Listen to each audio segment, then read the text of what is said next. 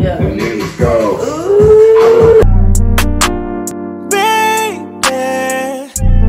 can you make it happen for me? Take you to my bed, better not be scared. Alright, welcome back, guys. We're back with another show of Kicking It with your girl, KosherK. And if this is your first video watching with me, I need you guys to subscribe. I need you guys to like. I need you guys to comment. Go check out my videos before this video. I just need you to go and get with the program. Kick your feet back. Kick it with your girl.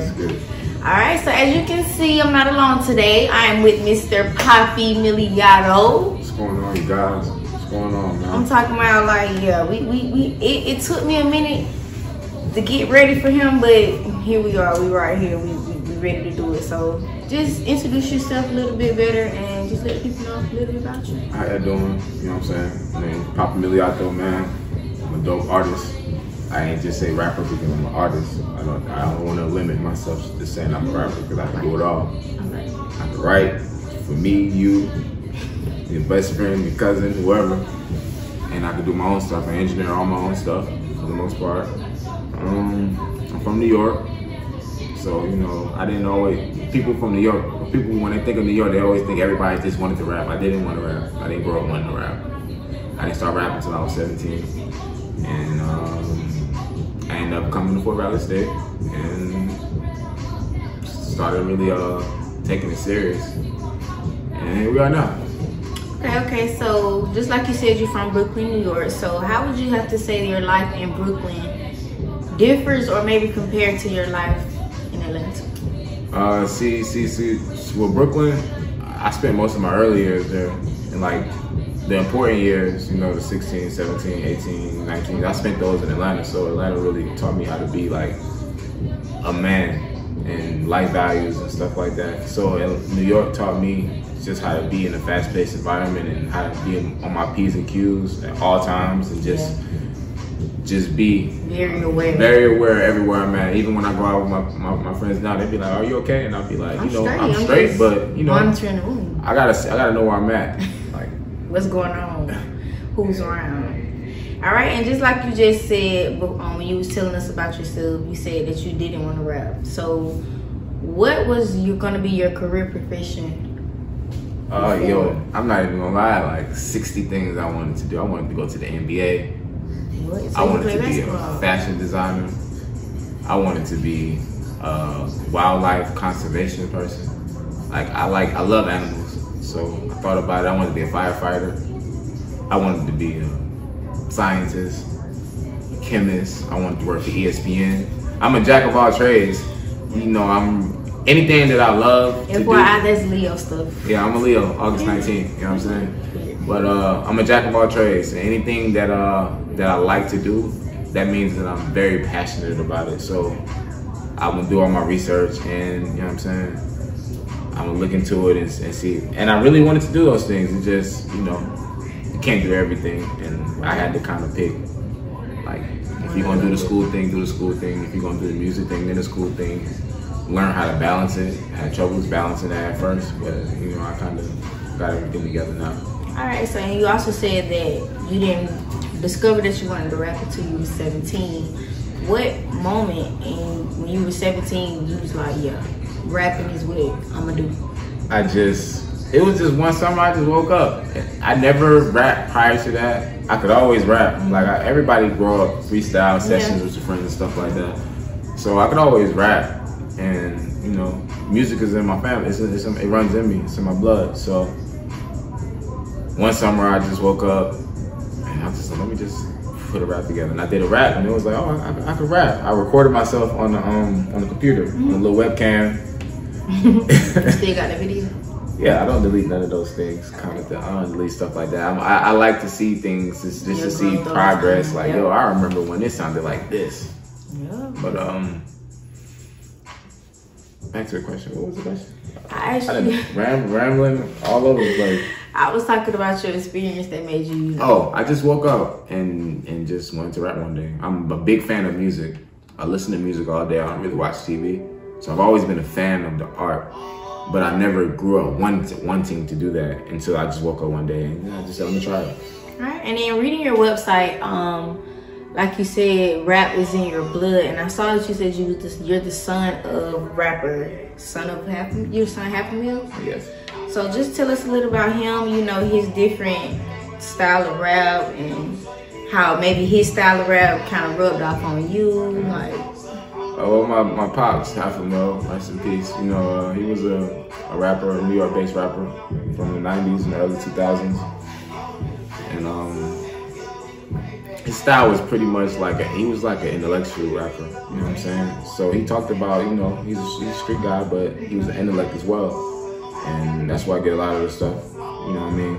My intellectual side from that too, but he was kind of both. He read a lot of books, did a lot of things, and you know, just the street stuff. Just because you're in the streets, that don't necessarily mean you have to limit what you know and your, you know what I'm saying, your ability to learn different things and get in different avenues.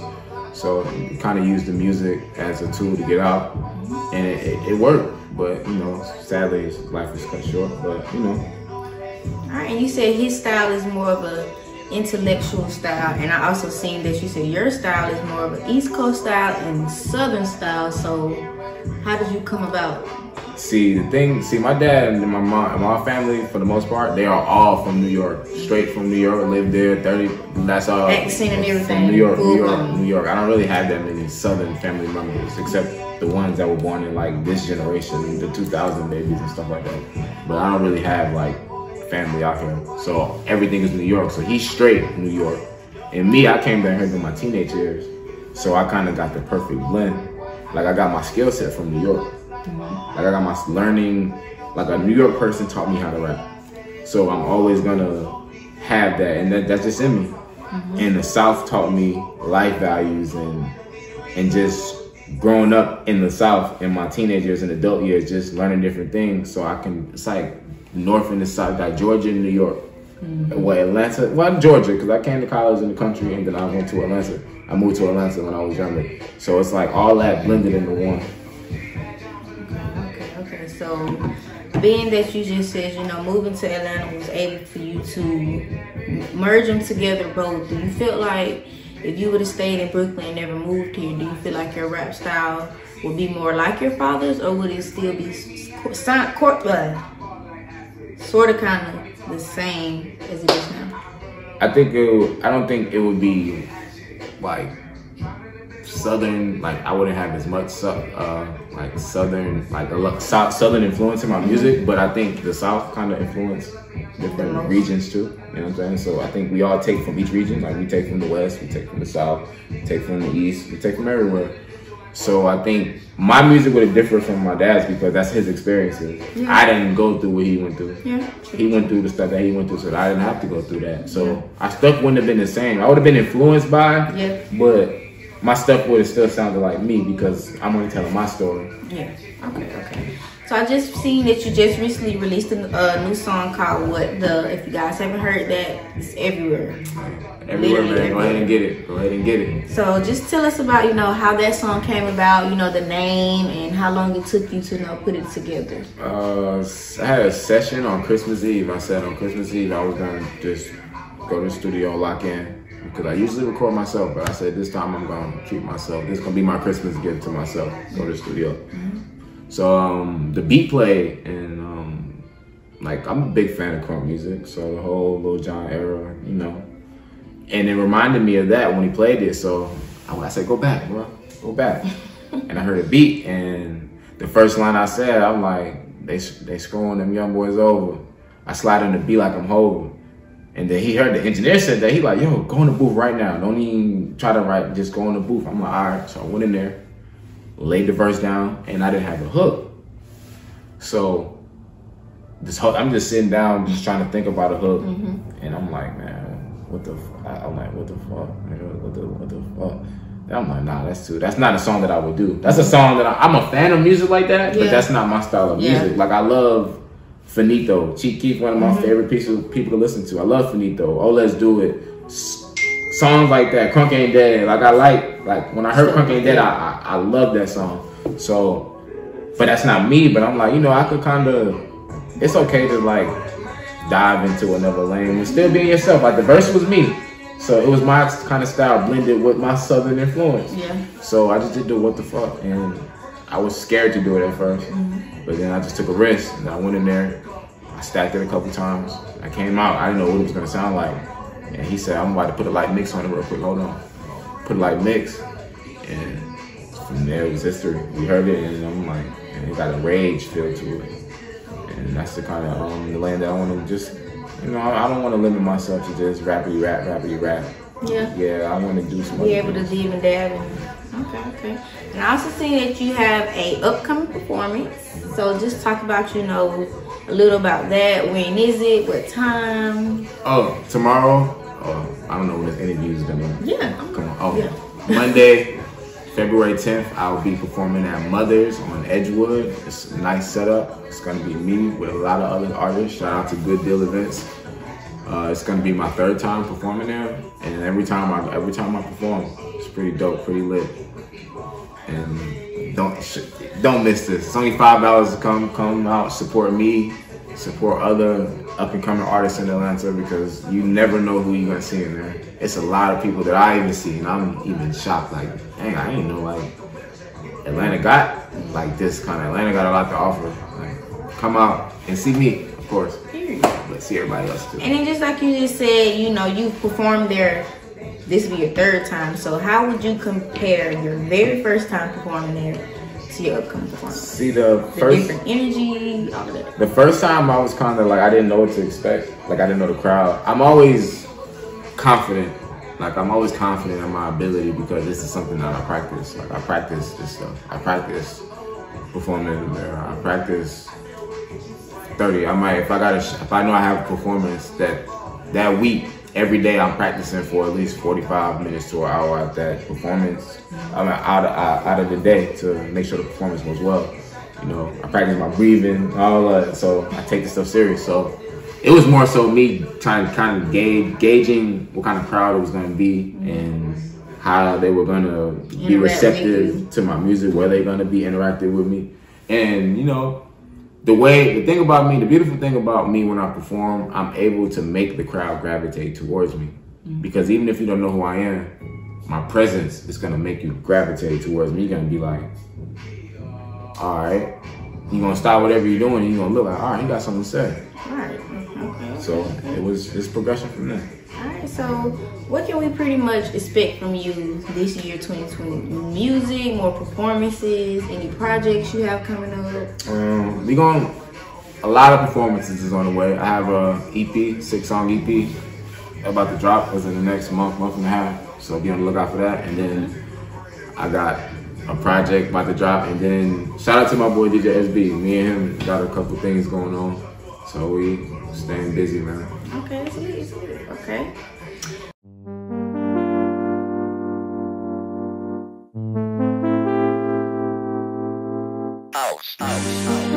So now we're going to transition over to a segment what I like to call Real Talk, where we just basically take a few subjects that's going on in the real world and we just give our different inputs and, you know, our different thoughts on it.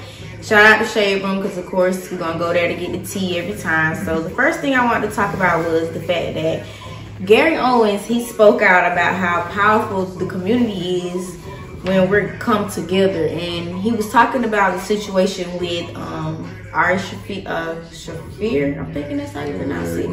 Right, and I just want to read the tweet. And the tweet he said was, Kobe Bryant died 23 years too late today. He got away with rape because all the Hollywood liberals who attack comedy enjoy rooting for the Lakers more than they dislike rape. Big ups to the hero who forgot to gas up his chopper. I hate the Lakers. What a great day. I mean, but you see, that's the kind of things that they can get away with. I mean, I ain't gonna say he necessarily got away with it because, you know, he lost his job. You know, that's not enough. He's most definitely, it's not enough, but he most definitely is getting. That was very careless. That was a careless, nasty. Like heat of the moment. You dropped it, and you see the whole world is grieving over this. Yeah, man. I was like, I'm an NBA fan, but just as a black man, like, I'm gonna say this, and I'm speaking on all of us. Man, no Kobe Bryant slander, man. No, any of our black you know what I'm saying, leaders and heroes and people that have done like great things in the communities and great things in their careers and been successful and been influential to the community and to the world. We not tolerating none of that slander. That disrespect. And just like with Gayle King, when she started talking about asking questions on the incident, when the incident was thrown out, he was acquitted of all of that. So it's just like, why even bring it upon yourself to ask those type of questions? I mean, Gayle is you know, I'm not gonna, you know what I'm saying, go say nothing crazy about her, like call her out her name, nothing like that. But I will say, Gayle and Oprah, this is because she's most definitely like, I got my bitch back type thing. Like, y'all got to get it together, man. Y'all can't keep doing this. This is a consistent thing that you guys are doing. I don't know the agenda or the narrative, but you got to cut it out, because I didn't see you interview Harvey Weinstein. Yeah. I didn't see you interview any of those other people that had certain allegations, and I guess that you overlooked it or swept it under the rug. But we're not tolerating you going after MJ. We're not tolerating you going after Kobe, or even letting Gayle even ask a question like that. And then you tell us that she's receiving threats and all that. Right, she's not okay. And it's like, you know, I don't want nobody to die or nothing like that. Yeah. I'm not about to write no comments. You know, death threats and stuff like that. But I just feel like when you say things like that and people are still grieving however they want to grieve, you know what I'm saying? You saying you're receiving death threats, but how you think Vanessa felt when you said that? Right. How you think his daughters felt when he said that? How you think his parents felt? Man. Parents, teammates, coaches, business associates. How you think they felt when you make those reckless statements? So now that you're receiving the backlash, I think that you have to accept all criticism and deal with it. Especially if you're not going to watch or filter what it is that you're going to say. A public apology means nothing and actions don't follow. So you saying an apology or Oprah donating to Spelman, that's not going to change anything. Y'all just got to do better. I've been professional too long. Y'all been professional. Y'all been in the professional entertainment world longer than I've been alive. Right. So if I know that wasn't right, and Oprah, you're a billionaire, you can't become a billionaire not being smart. I know that you know that wasn't right. Right. So hopefully they get together. Hopefully they learn from the mistake and they get it together, because you know, whether they do wrong or not, they're still black women. Yeah, you know? true. And we have to look out for our own, but we also have to let our own know when they mess up. Right. When something is right not is right, acceptable. wrong is wrong. Yeah. Okay, so next we have Mr. Peter Guns is now the new host of the show Cheaters. I feel like I ain't gonna say the number one, because there's probably been people that's done worse stuff than him, but publicly, television wise, TV series wise, I feel like he's the number one cheater of them all. Like, see, I don't really watch the stuff that he, I just be seeing like people talk about it on Facebook and like Instagram clips and stuff like that. But when it comes to women, he's reckless. So for you to be on the show to help people catch their cheaters when you're a huge cheater yourself, I just feel like. But it's like they could use that as they could play off that though. I mean, cheater helping people find their significant other cheating. So there's like, I see the marketing behind it, but it's just right. Funny. It's interesting. And then I don't remember that show ever having a black host either. See, whenever the white man got stabbed, I don't think nobody gonna run down on Peter Guns. Yeah, Peter probably took the fighting. Uptown baby. Uptown baby. Doing him. All right, so Bronx. Period. You know, crazy. So next topic, we have the Wall Street Trapper, who is an ex-felon who served 10 years in prison in New Orleans, and now he's trying to be, this advocate for helping people build their wealth, buying shares, buying stocks, just basically trying to, invest in the stock market. And I just feel like people can take from that, just because you go to jail or you have a felony or things like that, you don't have to use those things as crutches or things that, I can't do this or I can't do that, because he's a living testimony that, anything's possible, especially if you dedicate yourself and put the work in, you can most definitely do it. That's beautiful, man. You can most definitely I know plenty of people that went to prison, came home, and changed their life around, and put themselves in one of the predicaments. And it's always a beautiful thing. And especially in something like this with stock market, you know, we're not really taught those things like growing up. We didn't learn about the stock market. I didn't learn anything about the stock market until I got to college. And college didn't teach me that. I had to learn it on my own. I ain't heard nothing about stock since being so in college.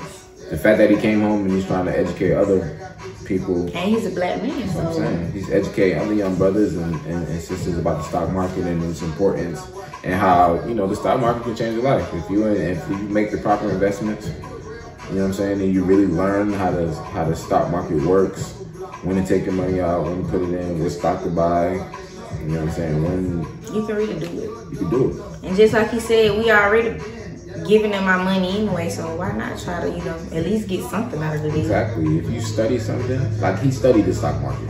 If you study it, just like all the other successful people that study it, and you get your little money, and you put your money where your mouth is, and you know what you're doing, then I feel like all it takes is that one time to hit on a good stock, and it keeps you like, yeah. Once you learn, and like you gotta take an L, and you gotta take them W's. See, them L's gonna teach you like, I can't do that no more. Right. And them W's gonna be like, alright, see, I just won right here. I gotta keep this up, right? You know what I'm saying? Right. So that's a beautiful thing. All right, so that pretty much wraps up everything that I have for you today, Mr. Poppy. I want to thank you publicly for doing this interview with me, taking some time out of your busy schedule, sitting down and just, you know, kicking it with your girl. Let them know where they can find you, where they can find your music, the whole nine. Yo, on Instagram, you can find me at POPPYMILLIATO. Facebook, POPPYMILLIATO. Twitter, POPPYMILLIATO. Poppy Milliato, everything. Apple Music, Poppy Milliato. Spotify, Poppy Milliato. Tidal, Poppy Milliato. iHeart, Poppy Milliato. Amazon Music, Poppy Milliato. YouTube, SoundCloud. Wherever music is played at, then you can find me. Type in Poppy Milliato, man, and go ahead and get that. Stream it, buy it. Do whatever you can do to support a real one, man. You hear that?